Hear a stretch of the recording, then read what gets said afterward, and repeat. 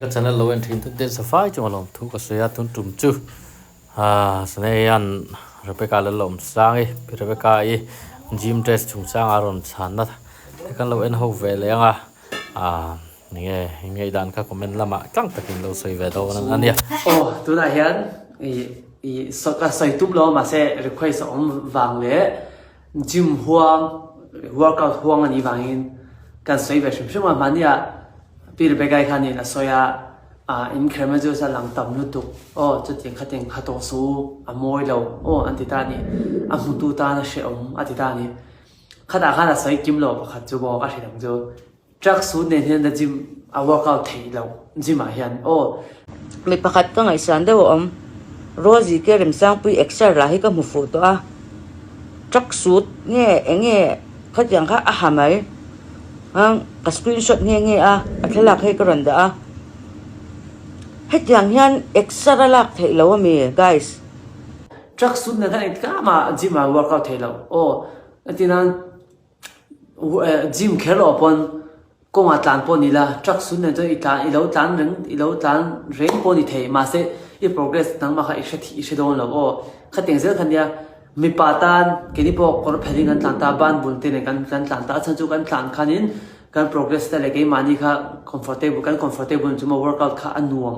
chu te ta mai chia po sport wear rom veka thai sa pho point ni la khoya pun tal tai la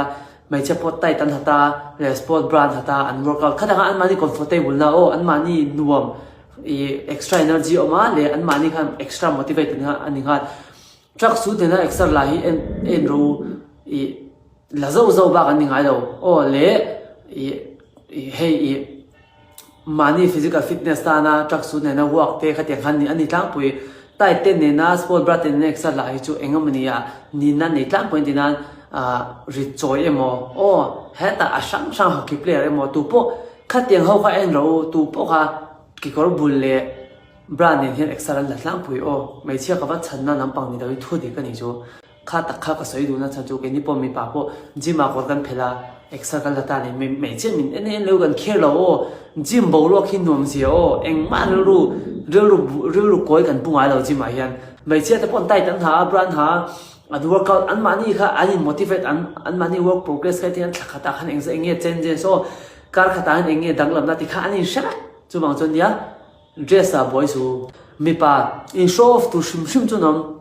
Rajiv Gandhi apon an kala than la tai do don ha in show off to shim chu nom machine kan dai za machine kan tam a mai ro chu gym kalte heta a 5 khan soi lo to ro a soi mai on soi ni chu hey tu là cho bạn này thạc cái kia nó lòng ri cà phê kia nhé Red Bull cái phải là do này anh head chef bula kia nhé mình drink cốc vậy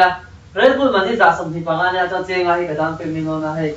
tu là hiện chơi ngay cái từ lúc mà hay Red Bull là sao vậy chơi ngay cái đám phim mình nó rồi hay Red Bull đi chúng ta đặt một cái là rồi cùng cái là